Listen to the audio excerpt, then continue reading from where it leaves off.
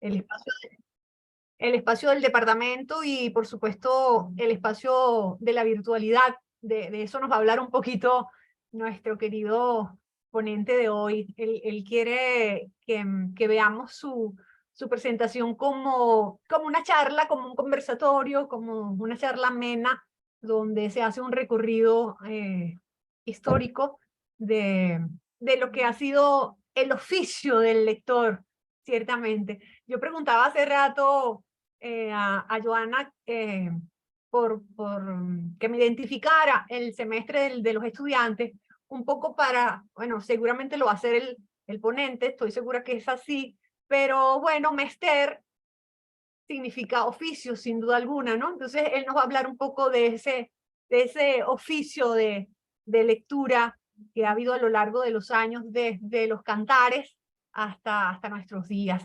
De hecho, quería hacer referencia también, y probablemente el título tiene que ver con ello también, porque estoy segura que Rafael Rondón tiene un gran recuerdo, como lo tengo yo, de nuestro profesor Ítalo Tedesco. Tiene, por supuesto, una publicación, una de sus últimas publicaciones dedicada a el Mester de Lecturía, lo llama así también, ¿no? Dedicada a un recorrido de todos los autores de la literatura latinoamericana, cosas que hay que leer sin duda alguna, ¿no? Entonces, bueno, seguimos.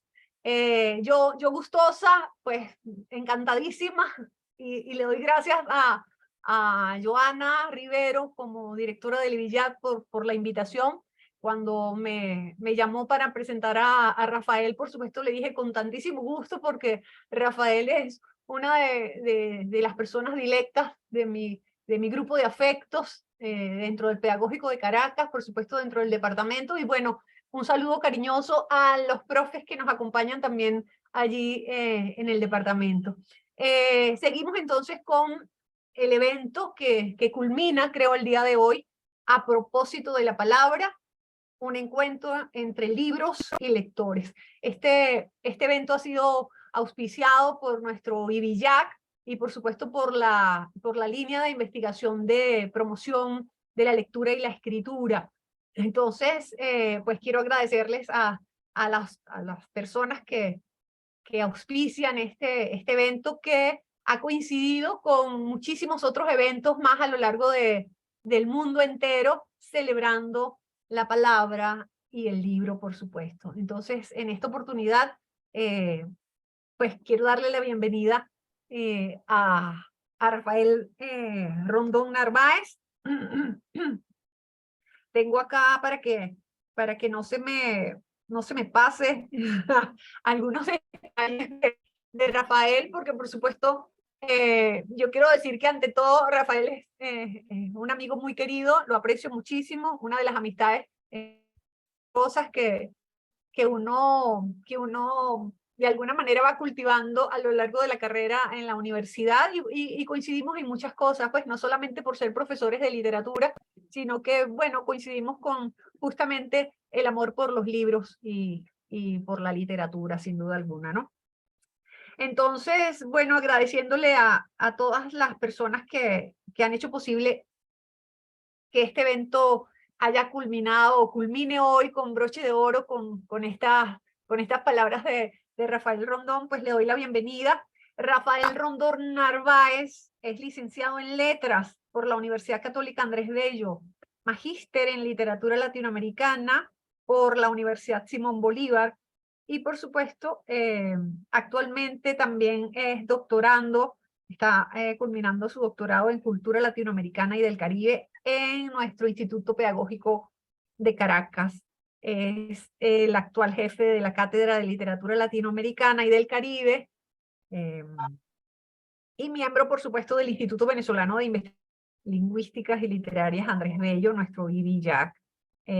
Ha sido jefe de investigación del Museo de Arte Contemporáneo de Maracay, Mario Abreu, y director de la Galería Municipal de Arte de Maracay.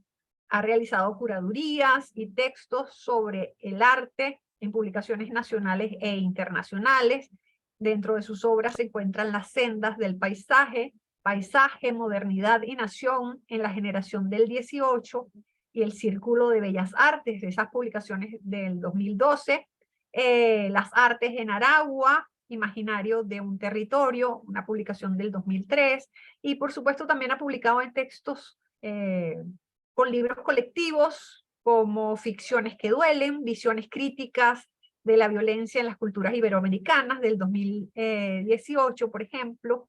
Está también homenaje a Luis Barrera Linares, con Lingüísticos y Literarios y otros estudios culturales del 2012, por la UPEL.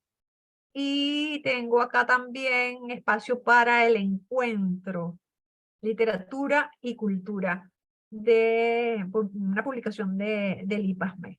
Entonces, con mucho gusto, les dejo entonces la palabra a nuestro querido invitado de hoy, Rafael Rondón, y bueno, espero que tomen nota por allí porque será muy interesante poder luego interactuar con el profe una vez que haya terminado sus 60 minutos de conversa. Profe, voy a ser muy rigurosa con el tiempo. Mentira. Entonces, está en posición de la palabra mi profesor. Bienvenido.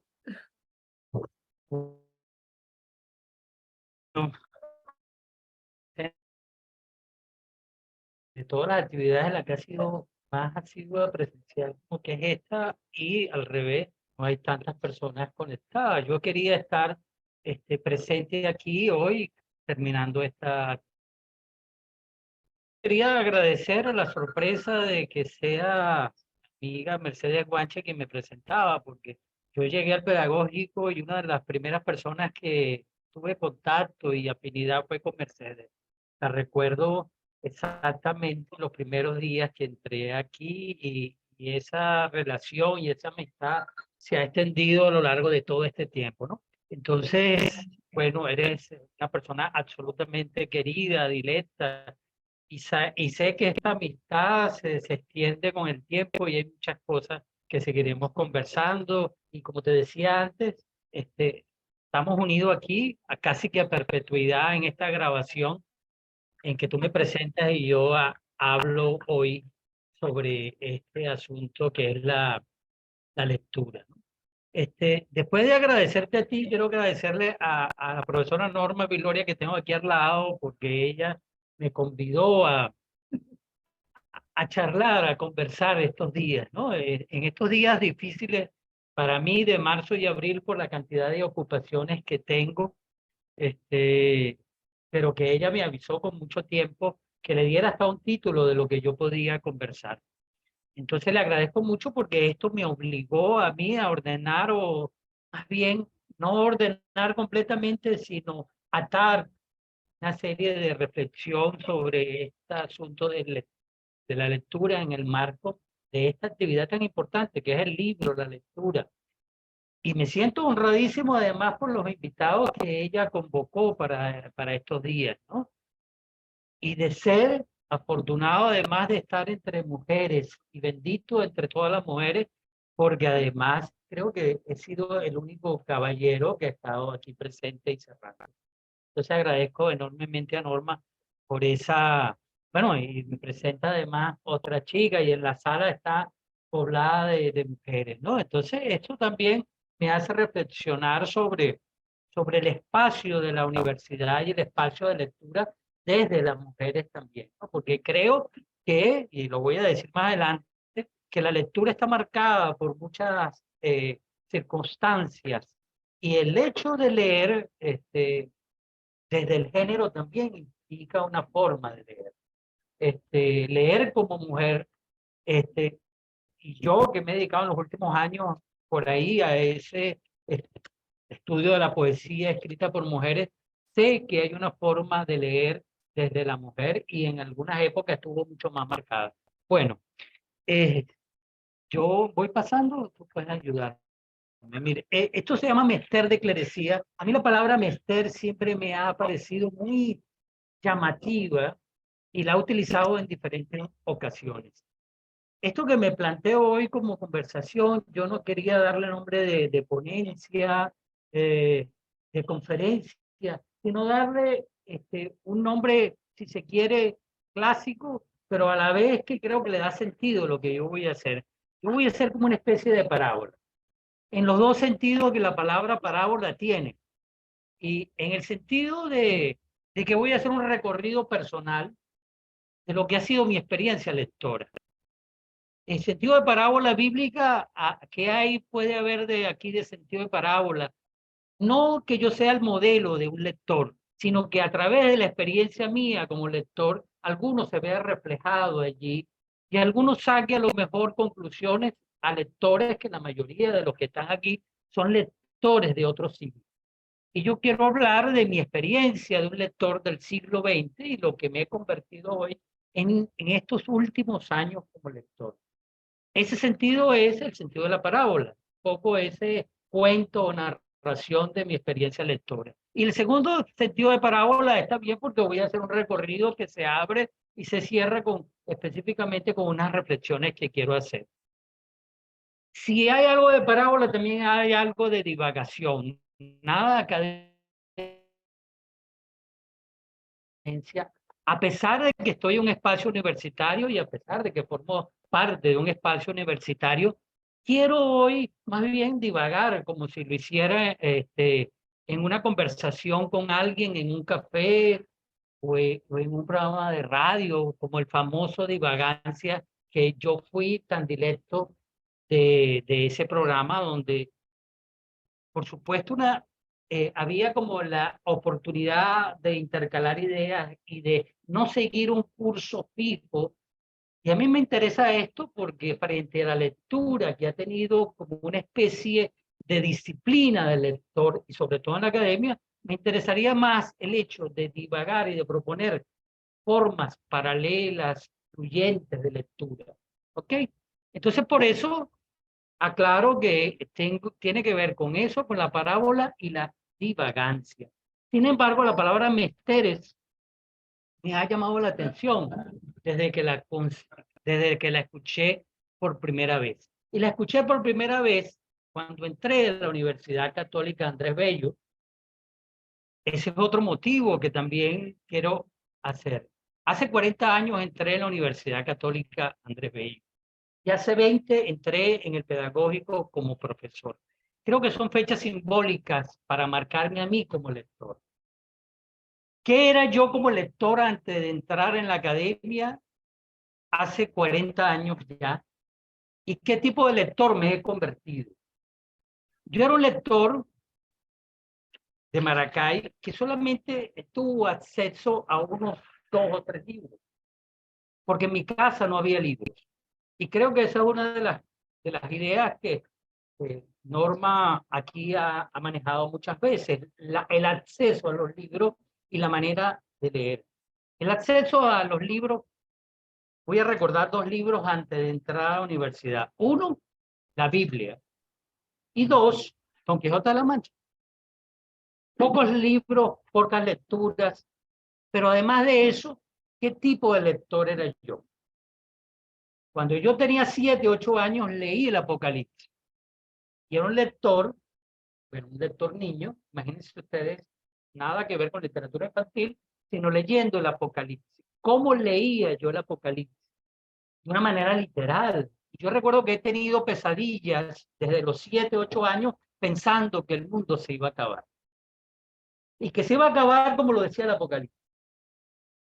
Esa reflexión quiero mantenerla. Un lector literal y un lector de acceso a pocos libros, que no estaba disciplinado a leer, que no tenía una disciplina, sino que vagaba por las lecturas, y que nadie le decía que la Biblia, bueno, o más bien que le proponía que sí, que la lectura bíblica era correcta cuando era literal, porque formaba parte de una hermenéutica, o sea, de una interpretación bíblica religiosa, ¿no? Donde los textos se leen de manera directa.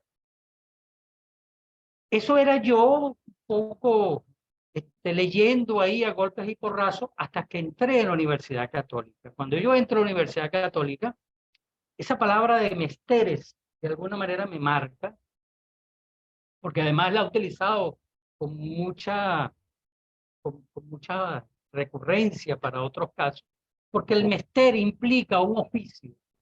frente a la actividad que yo leía, había un oficio en el producir los textos. Y está bien el recuerdo que hizo Mercedes Guanche, porque cuando yo llego a la Católica, bueno, por supuesto que la Católica es el espacio de una universidad, y como espacio de la universidad tiene ya alrededor como institución, como universidad, tiene alrededor de 1000 años. Las universidades tienen ya, es una institución vieja la universidad. Así es. Una institución que se ha mantenido con el tiempo, y la Católica específicamente ordenaba las lecturas, y además no solamente ordenaba la lectura, sino que nos decía cómo debíamos leer los textos. Ese es el espacio universitario fundamentalmente. ¿Y con qué me consigo yo? Con una bueno, me consigo con muchos textos, pero los menesteres, que son las formas de producción de los textos de la Edad Media, hay tres menesteres: menesteres de clerecía, menesteres de goliardía o menesteres de juglaría, y el menester de cortesía. ¿Por qué yo recuerdo y por qué la palabra me da esa sensación de atracción y rechazo? Porque implica un oficio estatuido, jerarquizado, ordenado, no solamente en la producción, sino en la manera de leer. Los menesteres implican que sacerdotes, clérigos, cultos o goliardos o juglares tengan una forma estructurada de producir y yo de leer. Si eso voy, el otro título de la ponencia se llama Divagaciones del siglo XXI. Yo quiero ver de ese lector que llega a la Universidad Católica hace 40 años, cuánto ha perdurado de ese oficio de leer letrado, de leer regulado, al lector que soy hoy, que forma parte más bien del siglo XXI, y donde la lectura para mí ha cambiado en muchas maneras. Esa es la Universidad Católica que puedo buscar de hace 40 años, ¿verdad? Una universidad jesuita, una universidad además donde los programas de lectura eran extensivos. Yo no lo supe, o sea, yo no sabía que después venía el pedagógico, pero tuve dos personas que recuerdo enormemente, que es el profesor Ítalo Tedesco y la profesora Ernestina Salcedo, quienes me dieron formas de leer que yo todavía recuerdo y que fueron para mí importantísimas. Esto tiene que ver con eso, con el otro. Otra cosa que quería decir: ¿qué tipo de lector era yo y cómo me acercaba a textos que yo jamás hubiera, sin haber pasado por la universidad, jamás se me hubiera ocurrido leer un libro como el de Gonzalo de Berceo llamado Los Milagros de Nuestra Señora? Eso hubiera sido para mí lo más inaudito, que yo hubiera llegado a ese libro. La universidad me hizo leer, y así me recuerdo, un muchacho que no, aquí voy a recordar lo que dice Casani de la lectura, la decodificación y la comprensión, que no sabía muy bien decodificar ese libro de la Edad Media, escrito en un español muy antiguo, y que de todas maneras, yo recuerdo viviendo en Catia, en un cuarto de Catia, como escribí, leyendo un libro que no terminaba de entender, pero ejerciendo la lectura como una especie de fascinación. Aquellos libros que yo no entendía, porque primero era un castellano absolutamente extraño, ¿verdad? Y después, escuchando a Ítalo, que me orientara en la forma de leer. Evidentemente, yo jamás hubiera llegado por mi cuenta a leer nada que tuviera que ver con el menester de clerecía ni con esa literatura. ¿No lo paso acá? Ajá.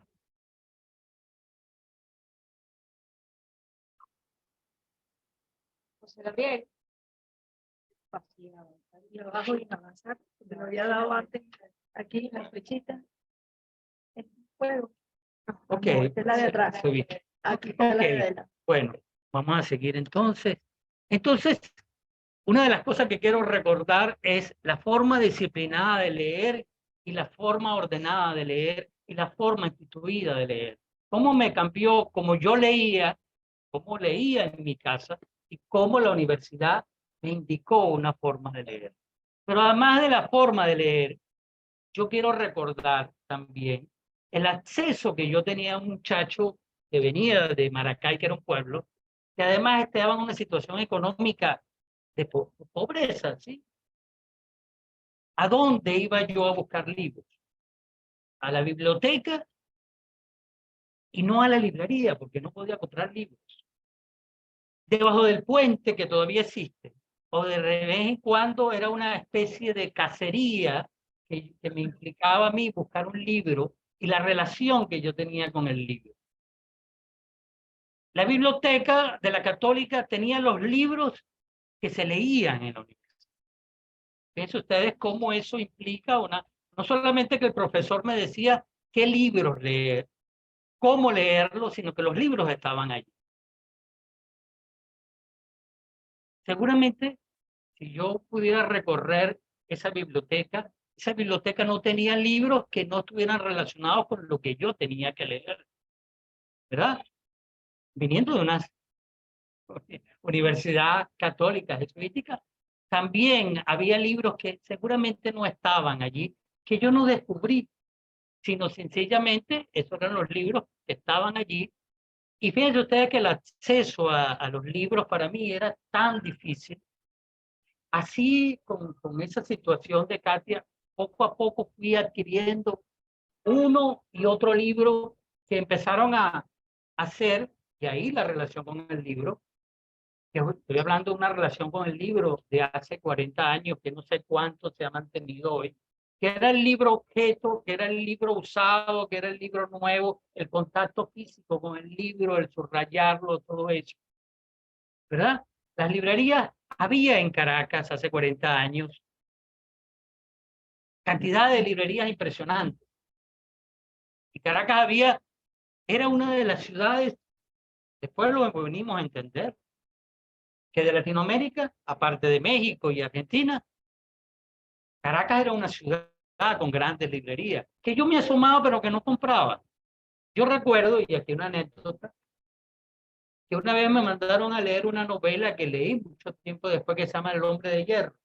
Y yo fui a un sitio donde vendían libros usados que se llamaba La Papelería, la Gran Pulpería del Libro. Gran Pulpería del Libro, un nombre curioso.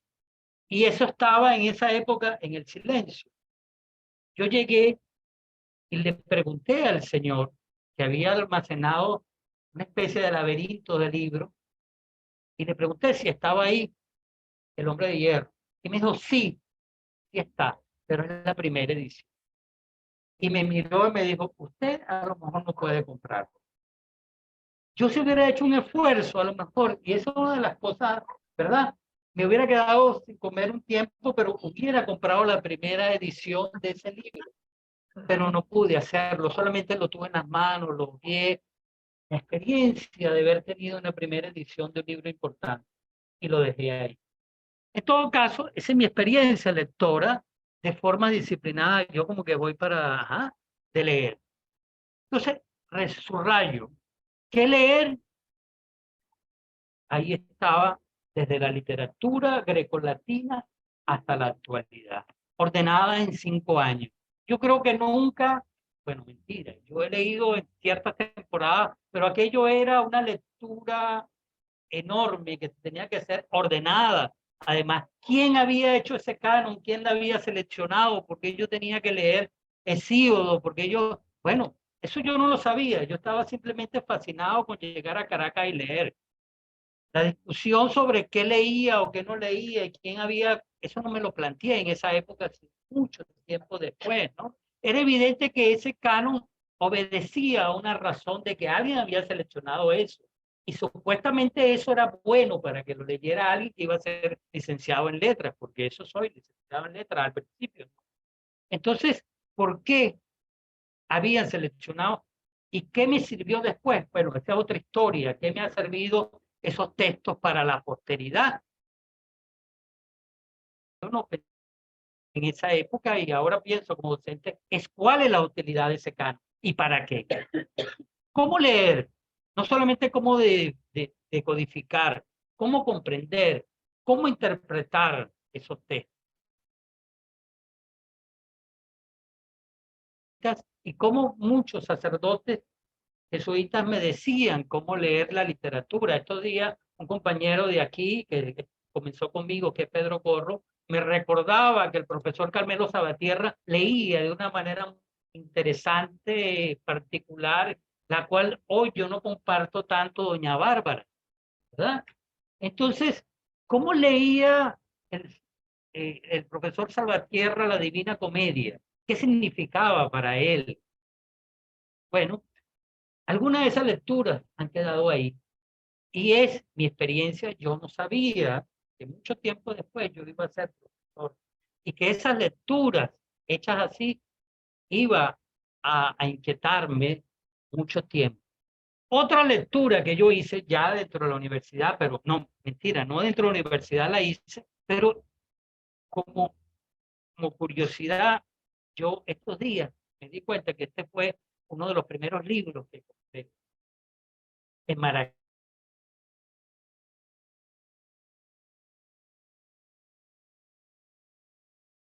Antes de entrar a la universidad faltaba poquito tiempo para entrar. Los pocos libros que había en la casa, comprar a Borges, no sé por qué llegué a Borges.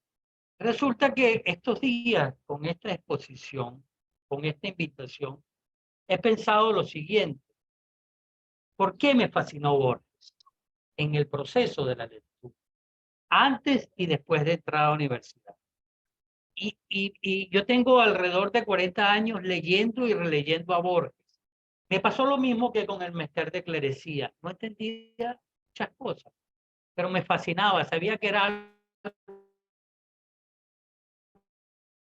Borges como lector, por muchas razones. Ese señor que está ahí se llama Ricardo Piglia, es un gran novelista argentino, ya murió hace poco. Ricardo Piglia tiene unas clases sobre Borges y estos días, bueno, la he vuelto otra vez porque Piglia habla de qué tipo lector era Borges. Yo creo que sin saberlo, Borges como escritor me interesaba, pero también como lector. ¿Qué tipo de lector era Borges y cómo asumía la lectura? En esa charla, que está en internet, de ahí tomé la imagen, está en YouTube, son 4 charlas sobre Borges y en la charla de la clase 3, él habla de 2 formas de leer. Una, la de Kafka. ¿Cómo lee Kafka? Él dice varias cosas que me llaman la atención.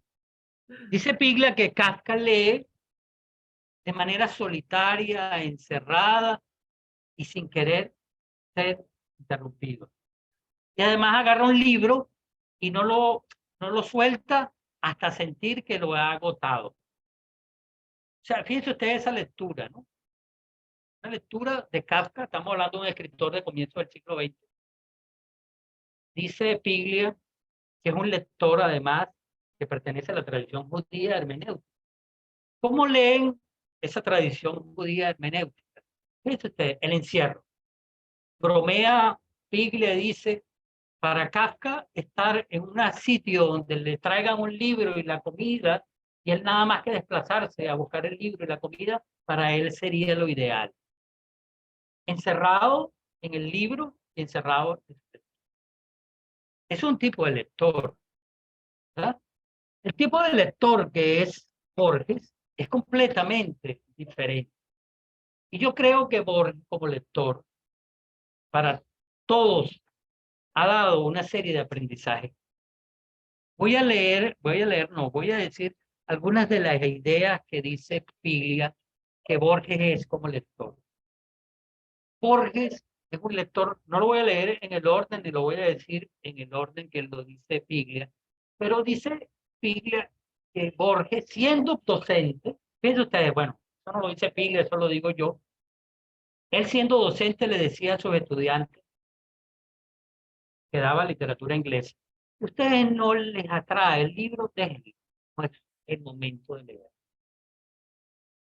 Eso para un profesor es una cosa un poco complicada, ¿no?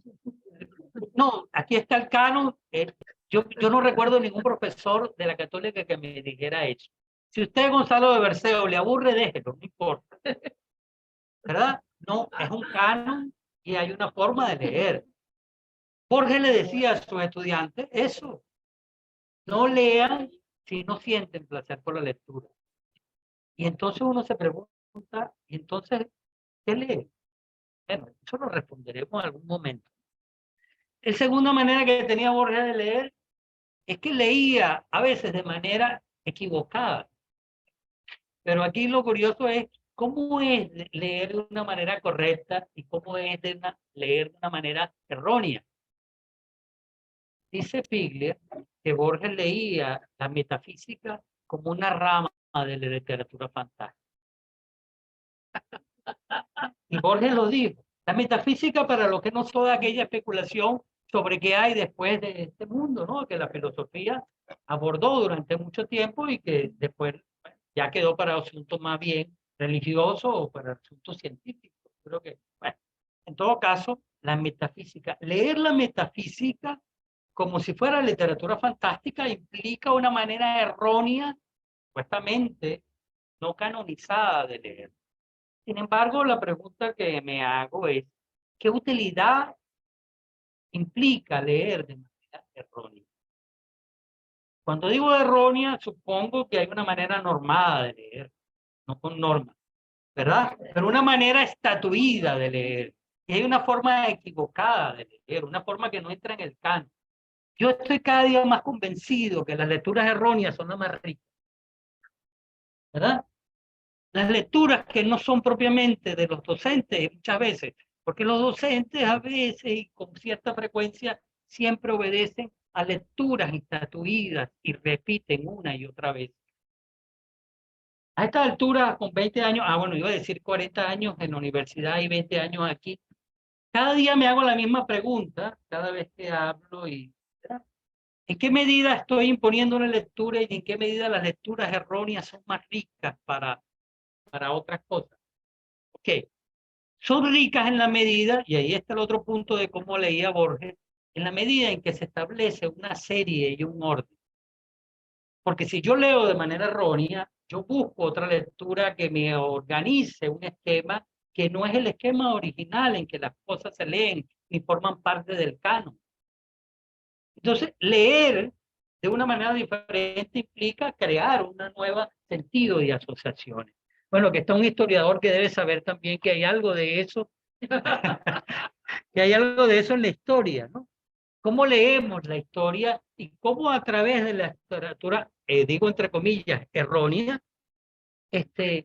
puede haber una forma de creatividad? Borges es un excelente lector para la posteridad. Además, otra característica, Borges siente que la biblioteca no está acabada, sino Borges siente que la biblioteca es infinita, que no tiene bordes, que siempre hay algún libro que no está incluido. Hay un libro que no hemos leído, pero que además que no solamente que no hemos leído, sino que tiene que ser necesario para entender el saber, ¿verdad? No es que todo está escrito y ya todo lo que hago es volver a repetir, sino hay un texto que me hace falta.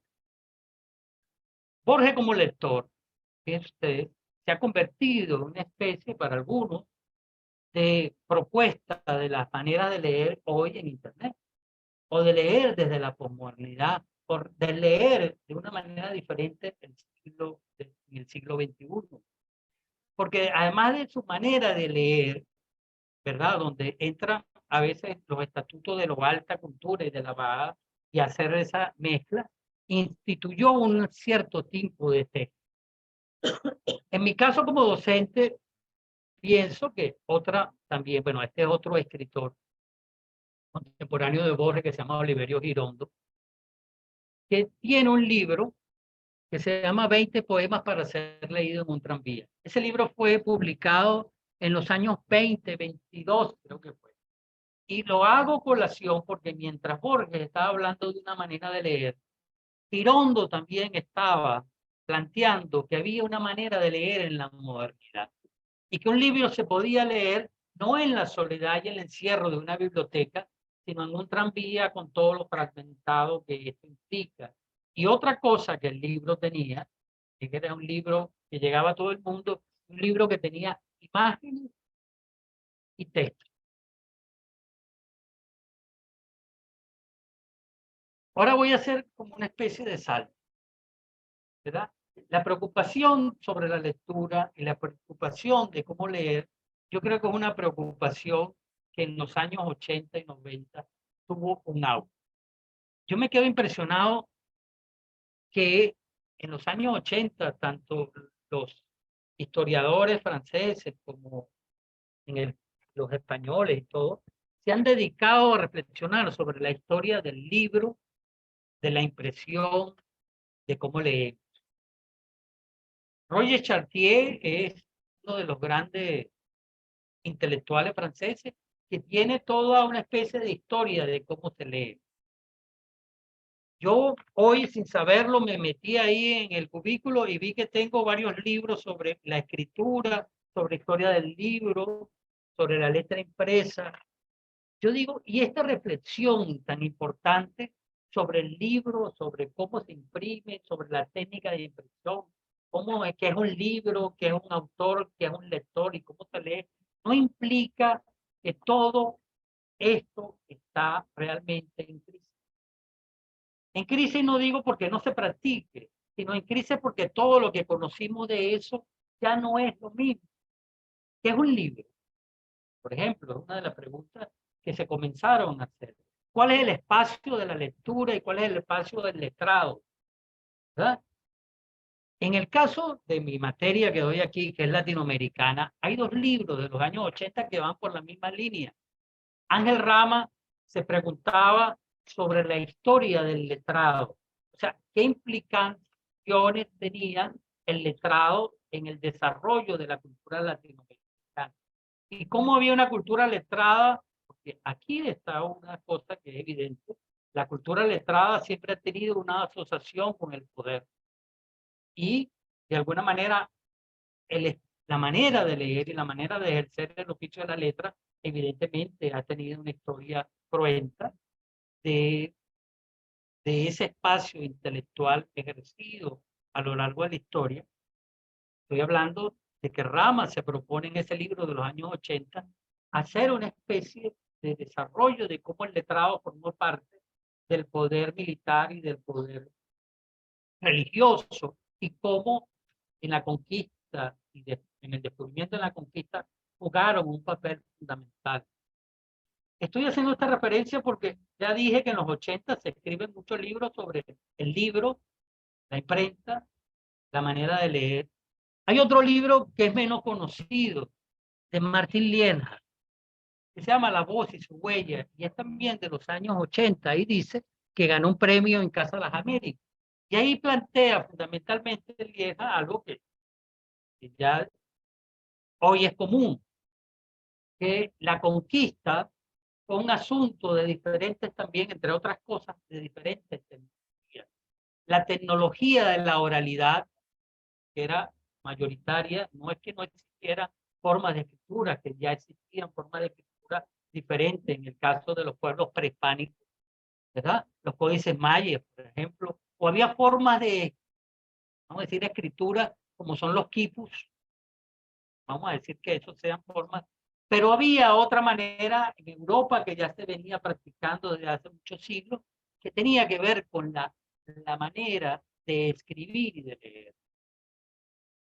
No voy a abundar sobre lo que Lienhard dice ahí, pero al final casi que coincide con Rama cuando ve cómo la imposición de la letra marca también una especie de eso, de vasallaje, de forma de adoctrinamiento. La Biblia como forma, bueno, hay una famosa anécdota que creo que también la recuerda el historiador, sobre Cajamarca y Atahualpa. Se ha repetido infinitas veces. Cuando llegan los españoles a Cajamarca y entonces hacen una ceremonia y le presentan a Atahualpa la Biblia y le dicen que esa es palabra de Dios y que ahí está hablando Dios. Eso simboliza un poco el libro. ¿Y qué hace Atahualpa? Se pone la Biblia en el oído y entonces no escucha que hable Dios. Y entonces, ¿qué hace? Como no habla Dios, tira la Biblia y es el momento en que todos a una van encima de Atahualpa. Atahualpa, sí, y lo hacen preso, y ahí, sea real o sea mentira, es una cuestión también de cómo la letra y la oralidad son mundos diferentes, y cómo la preocupación de la oralidad y la escritura surge en los años 80 y 90. Después de esto, ¿cómo leemos hoy? Y cómo, yo no digo cómo leemos en la universidad, porque evidentemente de eso se ha hablado a lo mejor bastante con las profesoras Normas, ¿verdad? Con alfabetización, ¿verdad? De maneras de leer. Incluso hay toda una serie de materiales impresionantes de cada día más de cómo alfabetizar, cómo leer. Casani es uno de los que yo he leído sin ser especialista en la materia. Yo a Casani lo leo con placer, ¿verdad? Y muchas de esas cosas lo comparto. Pero leer hoy, para mí y para lo que yo veo, implica como romper con algunos de los conceptos que teníamos hasta hace poco. Ese fue un libro que me marcó a mí. Y lo leí hace años y lo quiero releer, ¿no? Se llama Lecturas Precarias y eso es un texto también de los 80 de esta investigadora Joëlle Ballou. ¿Cómo se pronuncia, profesora? Ballou. Una investigadora francesa que hace un estudio sociológico sobre las maneras de leer en Francia en los años 80. Estamos hablando ya de unos cuantos años. Y llega a la conclusión de que lo que nosotros entendemos, porque la gente no lee, eso hay que revisar. ¿Qué es un poco lector y qué tipo de práctica tienen los pocos lectores? Primero, que no es una cuestión cuantitativa. Ella dice, en el texto, que se estimaba que un lector nulo era el que leía 6 libros. Y un poco lector era el que leía 5 libros al año. Primero, la cantidad. Luego, no solamente la cantidad, que viniendo de una tradición moderna, evidentemente, que lo cuantitativo es una de las marcas que hemos tenido. Vuelvo a mi universidad. ¿Cuántos libros teníamos que leer? ¿Cuántos? Y después, ¿ah? 5 en un mes, como mínimo. Yo, gracias a Dios, no trabajaba. No, bueno, yo pude leer muchas cosas, pero no abarqué nunca leerlos todos, ¿no? Pero la cuestión de lo cuantitativo. En ese libro ella dice, primero, ¿qué se entiende por lectura y qué se entiende por libro? ¿Cómo vamos a clasificar a alguien como poco lector cuando no lee 5 libros? Otra cosa más, los lectores no son siempre los mismos. Los lectores cambian a lo largo del tiempo. Bueno, yo he cambiado. Lector. Claro. Ajá, aquí está Mercedes, me olvidó que estaba.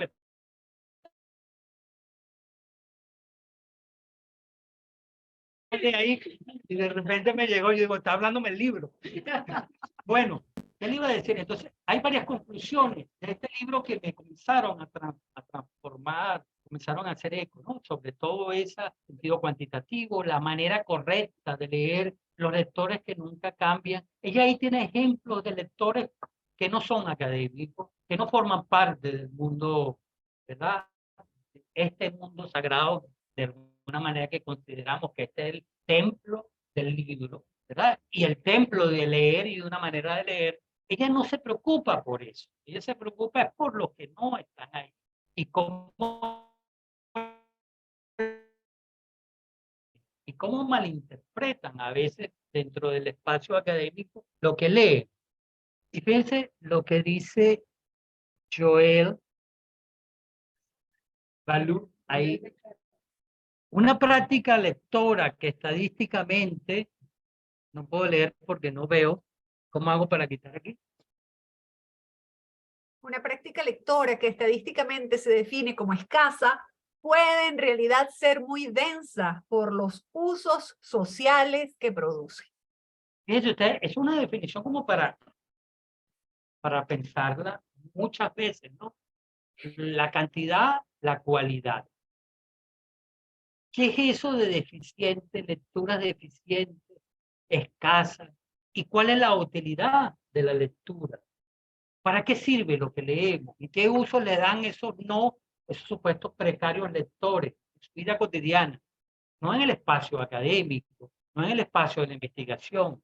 Y eso me ha hecho pensar, bueno, eso, algunas ideas que también están en el libro, la cantidad, primero la cantidad de libros, que tenemos que leer libros completos.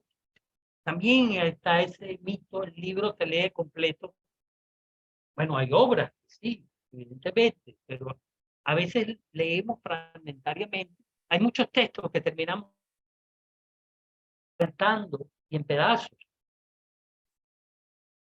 La continuidad, el hecho de que sentarnos un libro y no abandonarlo hasta lo último, cuando muchas lecturas están interrumpidas y muchas lecturas, los vacíos forman parte de la lectura, los silencios forman parte de la lectura. Se comienza a leer un libro, se abandona, después se ha pensado que se ha leído y se vuelve a retomar, y a lo mejor ese libro que no se termina nunca de leer. Otra cosa, la lectura en el libro impreso, recuerdo que yo no leía la Católica sino un libro impreso. Hoy esto ha cambiado. Y el hecho de la comprensión.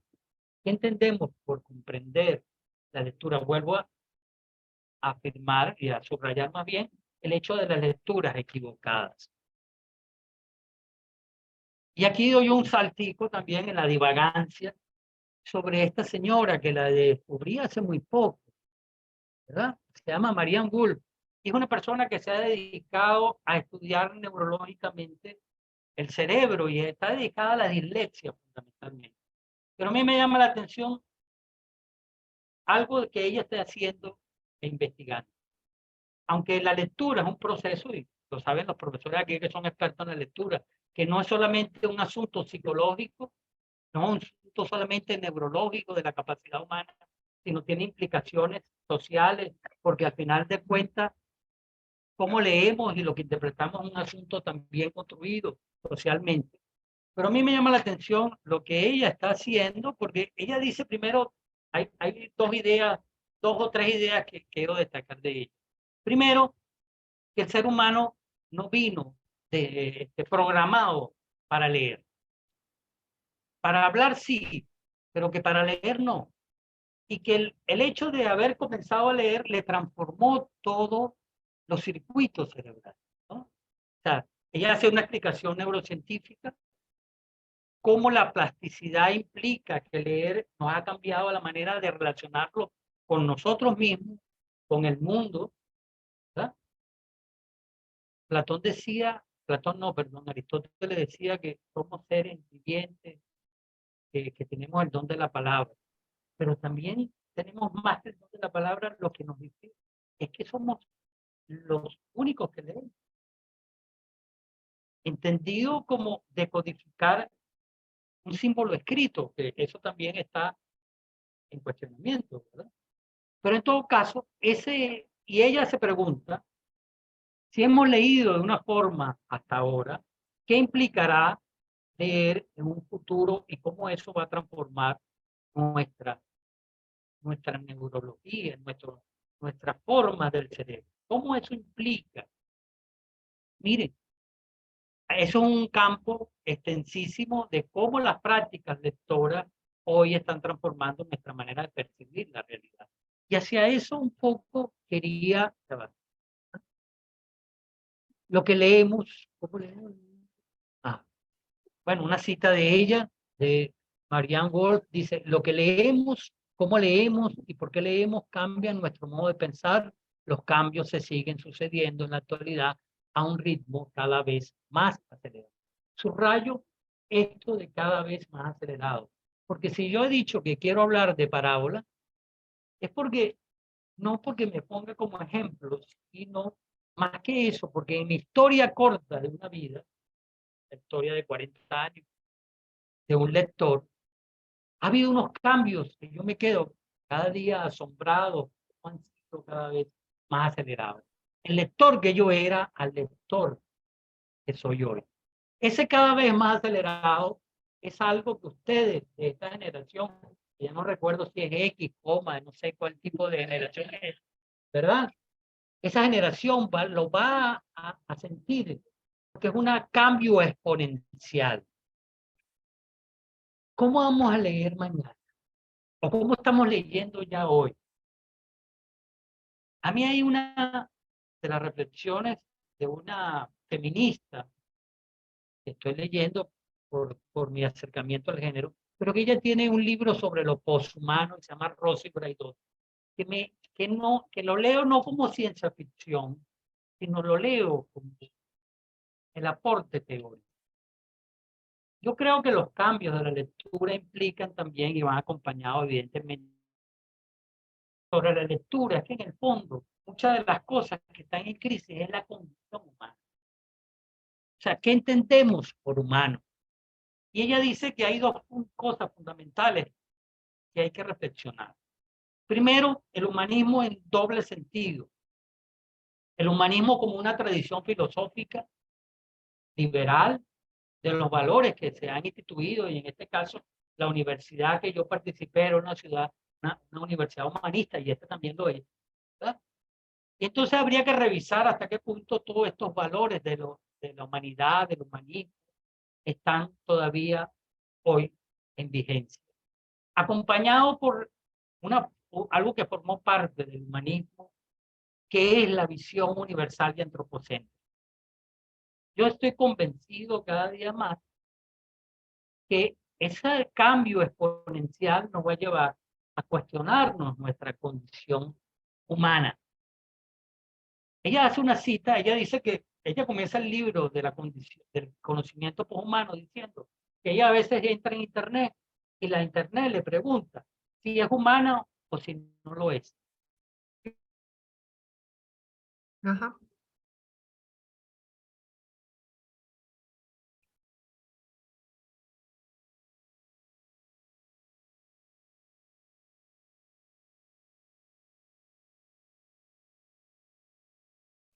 Muy antropocentrismo. No, yo no soy un robot, pero me lleva a la pregunta, ¿qué tipo de ser humano soy? ¿En qué tipo de humano nos estamos convirtiendo inmersos en este desafío humano?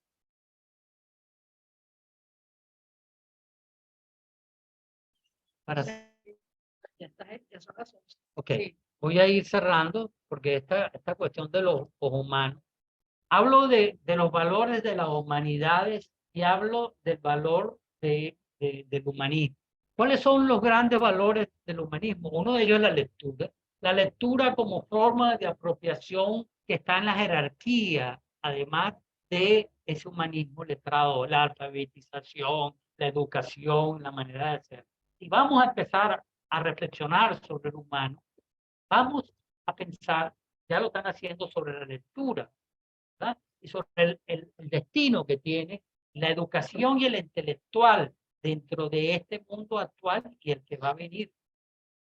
Dice Braidotti, y estoy de acuerdo con ella, que el intelectual como una figura ha venido en descenso en el sentido de que el intelectual tenga una decisión, o tenga más bien, más que una decisión, tenga una injerencia en el destino de la gente. Yo pensaba mientras le leía que hoy un influencer tiene más importancia en el destino, en el actual cotidiano. Busquen un intelectual de prestigio y vean cuántos seguidores tiene. Y busquen un influencer, y no solamente los seguidores que tienen, sino la influencia que tiene, ¿verdad? Yo no estoy diciendo que evidentemente el intelectual va a desaparecer, sino qué espacio le va a tocar al intelectual en un futuro. Y genera además una teoría que casi siempre es caduca para entender la realidad. Otra cosa que nos va a cambiar es la relación que establecemos, no solamente entre nosotros, sino la relación que establecemos con los seres vivos, con los otros seres vivos que consideramos no humanos y con la tecnología y las máquinas. Hasta ahora parece ciencia ficción, pero exponencialmente no lo es ciencia ficción. Ayer, esta era la noticia, Bill Gates decía que en 18 meses los chats de inteligencia artificial comenzarían a enseñarle a los niños a leer. Ayer era noticia, y yo casualmente que estoy pensando esto y veo la noticia, lo tomé de alerta 24, pero es que estuvo en todos los medios. O sea, no es un fake news, es verdad lo que él dice. ¿Qué relación vamos a establecer con los seres vivos, con los animales, que siempre consideramos no humanos? Y por supuesto, si no son humanos no tiene nada que ver con nuestra cercanía, con la comunicación, ¿verdad? Al final la lectura siempre ha implicado un asunto humano o de imposición o de aprendizaje. Pero si lo planteamos ahora, el espacio de lo animal, ¿qué implicaciones hay en eso? La relación de lo humano con esos chatbots van a ser sustituidos los profesores. ¿Qué tipo de inteligencia artificial va a establecer lectura? Hace un mes más o menos, un grupo de científicos, investigadores intelectuales, pidió que se separara la inteligencia artificial, los desarrollos. ¿Ustedes supieron eso? Cosa curiosa es que entre el grupo de científicos, de empresarios, de intelectuales, está Elon Musk. Un poco contradictorio un hombre que está diciendo que vamos a ir a la luna, que vamos al espacio, que está también cambiando el panorama del mundo, que diga que hay que suspender la inteligencia artificial porque una visión distópica. Distópica quiere decir terrible, ¿verdad? Le aclaro a los estudiantes eso porque casi siempre que hablamos de futuro, casi siempre es distópico. Lo utópico casi que no forma parte de eso, ¿no? Yo creo que el miedo tampoco es una manera, ¿qué se llama? Anímica para entender. Yo creo que, y Bill Gates dijo que era imposible. O sea, Bill Gates no firmó creo que 1.000 personas vinculadas, no profesores del pedagógico, lo que firmaron eso, no fueron, ni tampoco militantes de un partido, Copellano, Adeco, PSV. O sea, estamos hablando de 1.000 personas que están involucradas como empresarios, como científicos, que están diciendo, mira, paran la inteligencia artificial porque hay un riesgo ahí. Y Bill Gates dice ayer que la inteligencia artificial dentro de 18 meses va a enseñar a los estudiantes a leer. Profe, vaya cerrando, que tenemos las sí. 11:01 minutos. Tiene a mí me... ok, y termino esto.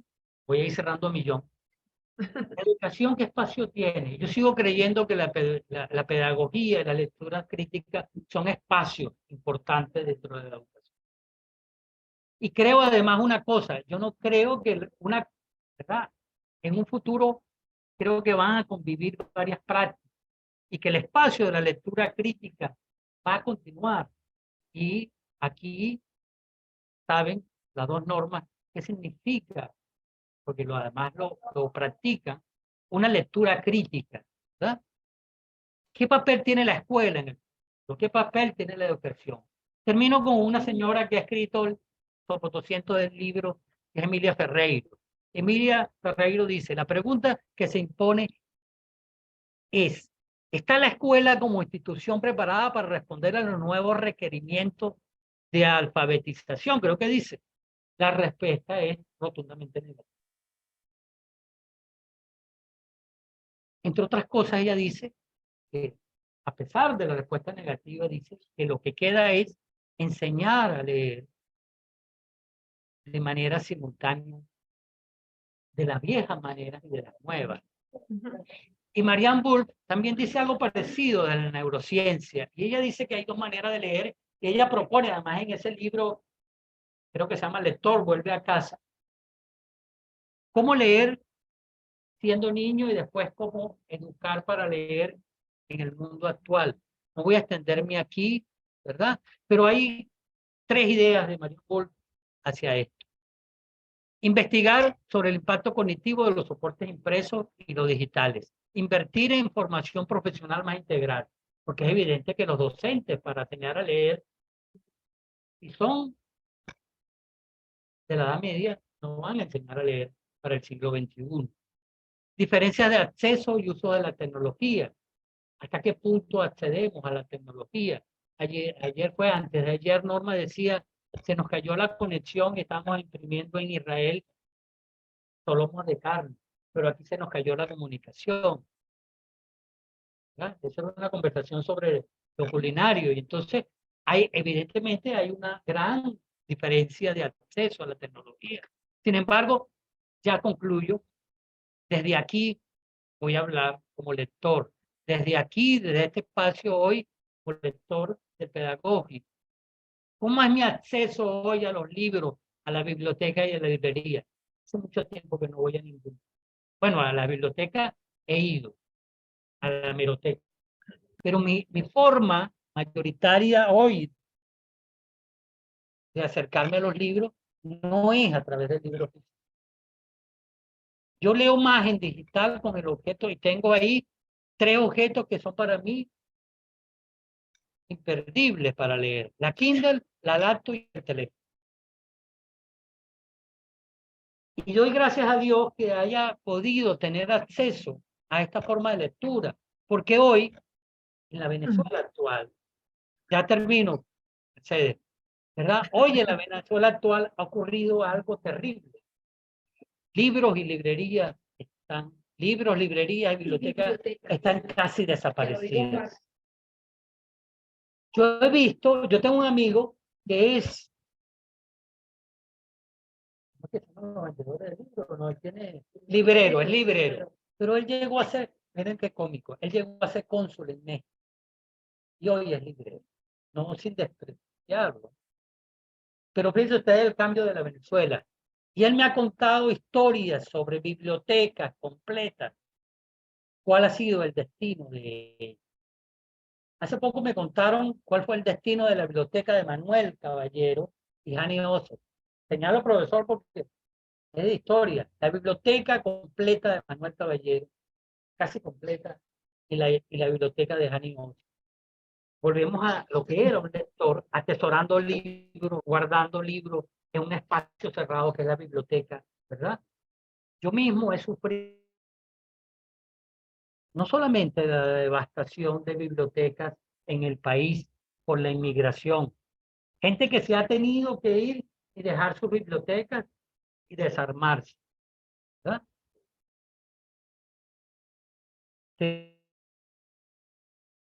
Cómo las bibliotecas que existen están cada día, bueno, llenas de moho, están desactualizadas por nuestra biblioteca nacional. El otro día fui a la hemeroteca, da tristeza. Por eso es que agradezco yo poder leer en Kindle, en laptop y en teléfono. Porque las librerías desaparecieron. Aquí esas librerías ya no queda, creo que no queda sino la gran pulpería del libro Resistiendo el Hijo, en Chacaíto, donde está la Alianza Francesa. Ahí enfrente, si ustedes quieren meterse en un mundo casi mágico, entren ahí y corran. Pero antes nos dejaban pasar en los pasillos infinitos de esa biblioteca. Pero hoy, la situación del mundo, y yo agradezco, por supuesto, ante la devastación de los libros, de la biblioteca, yo he heredado libros de gente que se ha tenido que ir y lo he terminado regalando, lo he terminado cambiando, lo he terminado. O sea, miren cómo he cambiado yo, aquel que atesoraba cada librito, que lo guardaba y el olor, a hoy sentir que los libros no son solamente esos objetos, sino que es lo que queda después del proceso de lectura. Bueno, la profesora Norma, por supuesto, que aquí podemos polemizar porque además ella tiene toda una fascinación. Yo sigo, una cosa que quiero decir, una práctica no sustituye siempre a otra. Yo sigo apreciando los libros. La profesora Norma tiene unas joyas de literatura infantil. Cuando las veo, las aprecio. Pero también sé que en el tránsito se desprenden, ella misma se ha desprendido de esto. Entonces, además de ese objeto, ¿qué tipo de lector soy yo? Un lector fragmentado. Nada que ver con el encierro, nada que ver con esa disciplina. Cada día leo más fragmentariamente. Cada día me disperso más.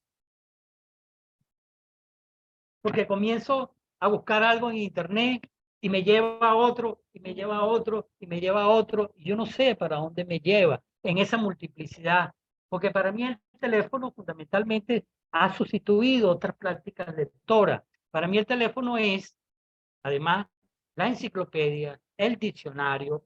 Yo no volví a comprar periódicos, ¿verdad?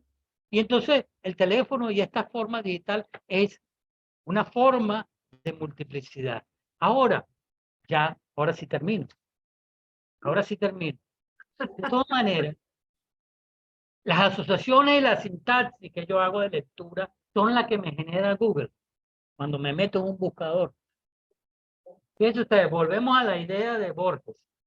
Lo importante no es lo que lea, si lees mal, sino la asociación que establece entre una lectura y otra para armar una sintaxis de esa lectura y un concepto. ¿Cómo leo yo? Yo meto un texto, ¿sí? Por ejemplo, hablando sobre libros, lectura. Gracias a Dios, mire, ustedes no saben la cantidad de libros que descargué estos días sobre lectura. Yo jamás me hubiera imaginado allá en Katia que iba a tener como 20 o 30 libros sobre lectura en un momentico. Ahí los tengo. Está bien, digital, pero los tengo. Pero además de lectura, que era mi norte y mi forma de ordenar la sintaxis sobre lectura, durante este tiempo también estuve dispersándome en otras cosas que no solamente me generaba la interés, sino yo mismo me dejaba llevar hacia esa forma. Creo que esto no se va a parar. Y esto es solamente mi experiencia como parábola de lo que es la lectura. Y termino porque ya me cortaron varias veces. Profe, lo estamos acusando con el tiempo para de algún modo también tener oportunidad aunque sea dialogar un ratito con las personas que lo están escuchando por la videollamada y por supuesto para darle la palabra si hay alguna persona del público en vivo y en directo que quiera también hacer una intervención de esta manera, ¿no? Pues yo me he quedado fascinada. Este tema no tiene nunca final, es decir, no tiene cómo acabarse porque este es un tema como para pasar un seminario, hacer un seminario sobre esta diversidad de formas que tenemos ahora para leer, ¿no? Y sobre todo para atravesar los cambios en las prácticas de lectura que necesariamente, como tú dices, hay que enfrentar, sin duda alguna. Es decir, respetamos y amamos el olor de los libros en físico, pero definitivamente no podemos estar a espaldas de pues, la realidad que nos compete hoy. ¿Se me fue mi gente anfitriona o no? Cuéntenme si me están escuchando. ¿Aló?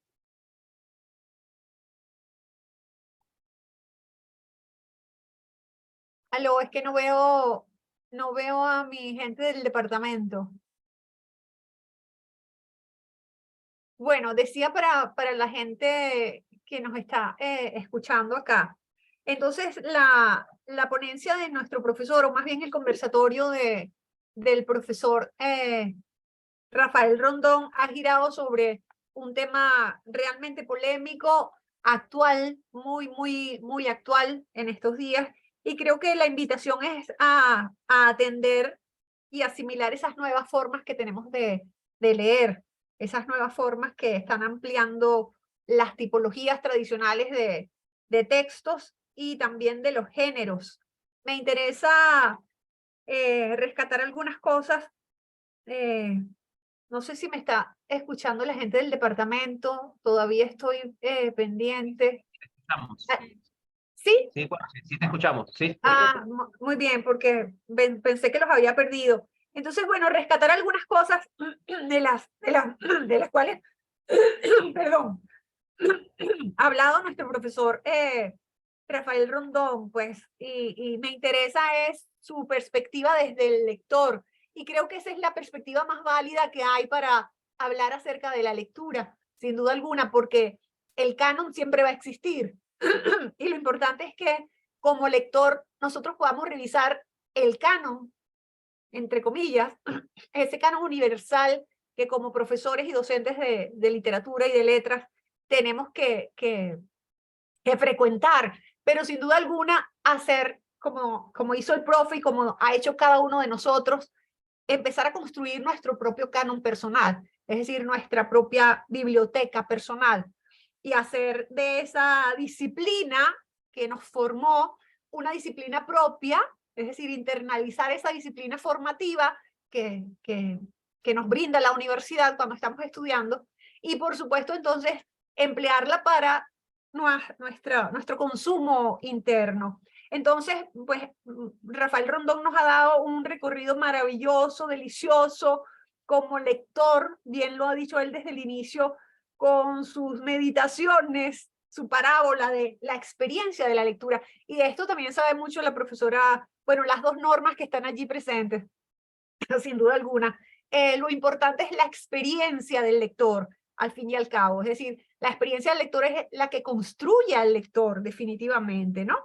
Entonces, bueno, Rafael nos habló de esa disciplina iniciática, por supuesto, de ir construyendo una biblioteca personal, de cómo elegir y seleccionar los textos. A veces no solamente somos los que seleccionamos los textos, sino que el texto nos selecciona a nosotros. Y cuando hablamos de que el texto nos selecciona es porque ese texto nos marca y nos va dejando una huella, una impronta, ciertamente.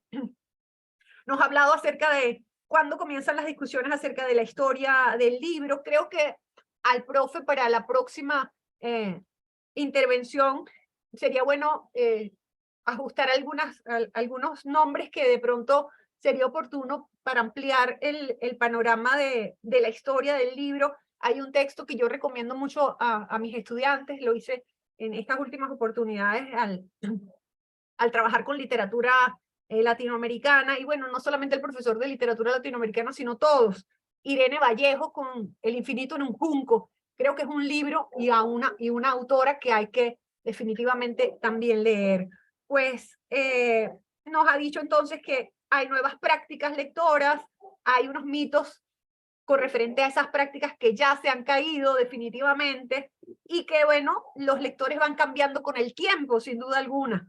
Entonces, el lector que éramos hace unos años no es el mismo que somos en el presente, ni va a ser el mismo, ni seremos los mismos en 20 años más adelante. Entonces, creo que hay que darle espacios a esa lectura crítica, espacios de afinidad, los llama Casani, si mal no recuerdo. Casani llama a estos nuevos espacios como espacios de afinidad cuando hablamos de storytelling, de memes, de booktubers, de Instagram, de ese nuevo algoritmo del cual hablaba el profesor Rondón cuando hablaba de reordenar la sintaxis de para qué me sirve un libro. Me encantó, profe. Para terminar en este momento, nos ha dado también una lista, si se han dado cuenta como buenos lectores, han percibido la lista de autores que nos ha estado dando una lista hermosa. Ha mencionado a autores, por supuesto, como Piglia, como Borges, Girondo, Ángel Rama, Casani, entre otros, ¿no? Grandes autores que sin duda alguna hay que leer, ¿no? Yo terminaría con una frase de Octavio Paz que trabajamos también recientemente con literatura hispanoamericana, que es toda obra es una obra gracias a la complejidad de esa participación creativa de todo lector. Es decir, no hay obra sin un lector. Entonces, muchísimas gracias, mi profe, por esta excelente participación, y bueno, le doy la palabra a alguna de las personas que están en el chat o de las personas que están en presencia para levantar la mano. Allá me ayudan, si la intervención va a ser en físico, me ayuda alguna de las profes, por favor, y quienes deseen participar acá me levantan la manita en el chat para darles la palabra. Muchas gracias. Bueno, yo estaba diciendo, Mercedes, contigo, yo estaba diciendo que yo tenía hambre de seguir con esta discusión, de seguir hablando de los lectores que somos y del libro en sus diferentes soportes. Y estaba señalando que desde hace mucho hemos dicho que el libro persistirá, sea en papel, textos sueltos, porque el libro no existía como tal, hasta la imprenta, que, bueno, no hasta la imprenta, hasta los copistas del medioevo, y los árabes que fueron tan cruciales en esto de la escritura y de la información y de la investigación. Pero es importante señalar que la necesidad enorme continúa siendo darle sentido al texto, o sea, cargarlo de sentido. Nosotras, como profesoras, nosotros todos, con los compañeros hombres que nos acompañan, Naín se ríe por allá porque yo siempre digo nosotras porque somos más mujeres, como perfectamente lo señaló Rafael al principio. Y luego digo, sí, y además los compañeros que nos acompañan. Por respeto también al género masculino que nos acompaña en esta línea. Pero nosotras, fundamentalmente, que estamos en las aulas, que estamos con nuestros hijos o con nuestros sobrinos o nuestros nietos en la casa, darle sentido al texto. Y no solo al texto escrito, también al texto oral. Darle sentido a una música, darle sentido a un reggaetón, darle sentido a la palabra. Eso es fundamental a la hora de formar lector. Y entonces allí es donde entra para mí un poco esa comprensión. Comprendemos cuando logramos atrapar el sentido y entregar nuestro sentido también, hacer un sentido de lo que nos dan y de lo que llevamos nosotros. Es lo que decía Will Rosenblatt en su libro, que la lectura es una interacción entre lo que trae el libro, lo que nos dijo el autor y lo que traemos nosotros, que interpretamos y le damos sentido a eso que está allí en esas palabras. Creo que es vital que continuemos con eso y yo no le tengo miedo, así como ayer hubo gente que no le tuvo miedo a la televisión, gente de teatro.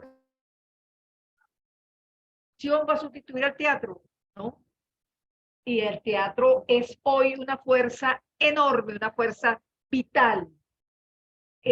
Yo no creo tampoco que el libro vaya a ser reemplazado.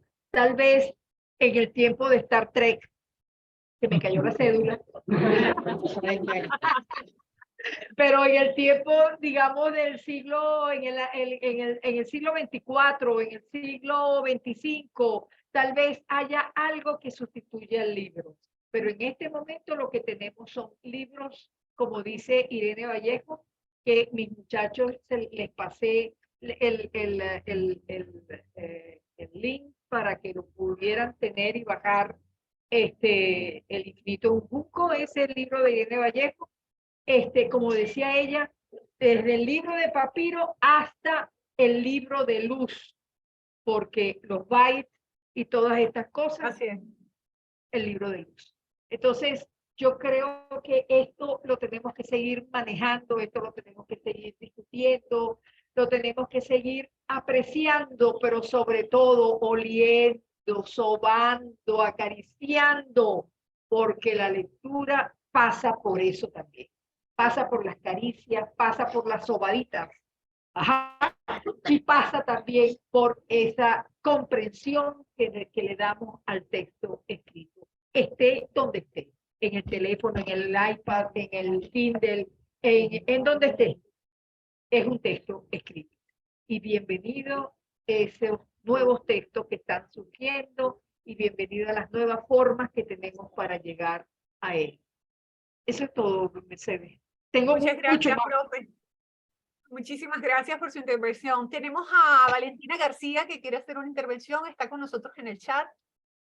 Por favor, Valentina, abre tu micrófono.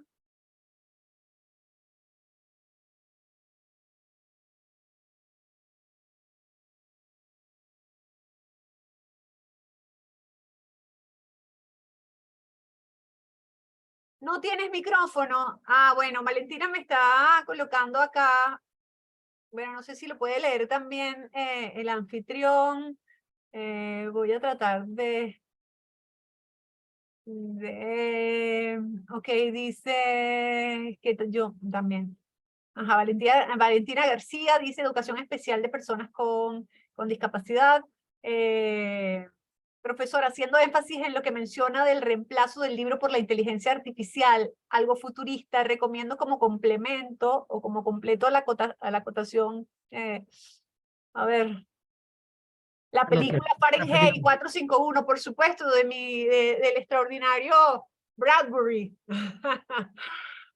Que habla mucho sobre lo que hace referencia a los temores de una sociedad futurista, la cual atraviesa por una revolución tecnológica y la pérdida de conocimientos. Ah, no tiene micrófonos. Dice, donde los libros son prohibidos y quemados, un bombero comienza a leer en secreto y descubre la rebelión subterránea comprometida en la protección de la literatura. Por supuesto, la literatura está dentro de nosotros, definitivamente.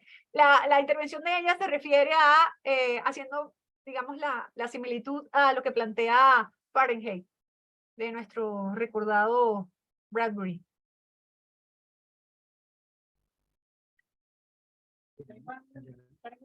No sé si quieres decir algo, profe. La otra Normita también quiere conversar con nosotros. ¿Para qué? Siéntate, Normita, aquí.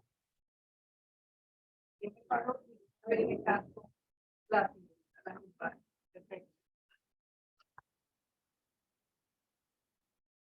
Gracias por el espacio. Agradeciendo a Rafael su presentación, yo creo que es bien importante destacar algunos aspectos. Él hablaba de esa parábola de lectura, pero de alguna manera le está haciendo como que una retrovisión de su proceso lector desde su inicio hasta ahora. Y como he sido seguidora de producción autobiográfica en la escritura, tengo ahora una mirada desde la lectura y siento que de alguna forma nos proyecta como que su autoestima de lectura, cómo ha ido creciendo y cómo de alguna manera se ha ido construyendo. Pero quienes estuvieron conmigo en la sesión teórico-práctica de alfabetización académica, creo que también tienen una mirada de la función epistémica del lenguaje y específicamente de la función epistémica de la lectura, que no la trabajamos, pero aquí está el ejemplo vivencial, cuando le hace una reflexión no solo de su proceso lector, sino también de aquellas lecturas que le han permitido construir todo ese conocimiento y todas esas orientaciones. Así es. Entonces me ocurre hacer una conexión, así como Norma la hizo con Louis Rosenblatt, hacerla con Frank Smith, cuando Frank Smith nos recuerda aquello que la comprensión es realmente la suma de la información no visual más la información visual. Entonces la información no visual, el conocimiento de mundo, de experiencia, de lectura, que Rafael tenía cuando se inició, era mínimo, era minúsculo, pero que en la medida en que ha ido cursando, ha ido estudiando y se ha ido formando no solo como docente, sino también como ser humano, porque hay que destacar también esa sensibilidad que es importante para el proceso lector, ha ido ampliando su visión del mundo para de alguna manera asumir la información visual que son todos y cada uno de los textos que ha leído. Hacerte ese comentario, quisiera seguir hablando porque tenemos para rato, pero por la brevedad y el espacio, de alguna manera concluyo aquí. Muchas gracias a mi otra profe Norma, querida. Te voy a leer, Rafael, los comentarios que hay en el chat. Dice Luisa Fernández, excelente charla, muy actualizada e interesante para todos los lectores y sobre todo para los docentes. Felicitaciones al profesor Rafael Rondón Narváez, gracias a Livillac por este evento tan fructífero.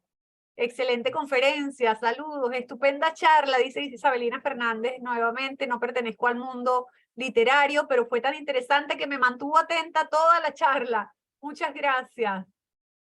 Francia Andrade, excelente, Rafael, me encantó. Las nuevas formas y actualizaciones sobre la lectura y los libros con la tecnología, hay que revisarlo. Bueno, yo tengo mi propia biblioteca digital, dice Francia Andrade.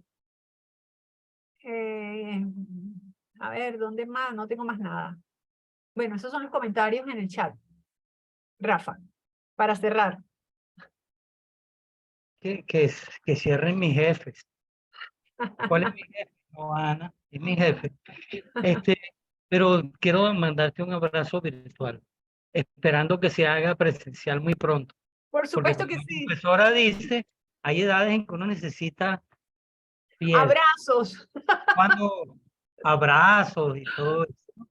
Entonces, Yo quiero, claro que sí, sabes que lo tienes.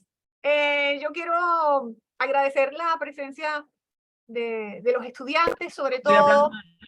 sino Un comentario más. mucho afecto y mucho cariño y mucho agradecimiento. Un comentarito, puedo. Sí, claro, adelante, mi profe. Es sencillamente para decirles algo que va a sonar como que si les fijas.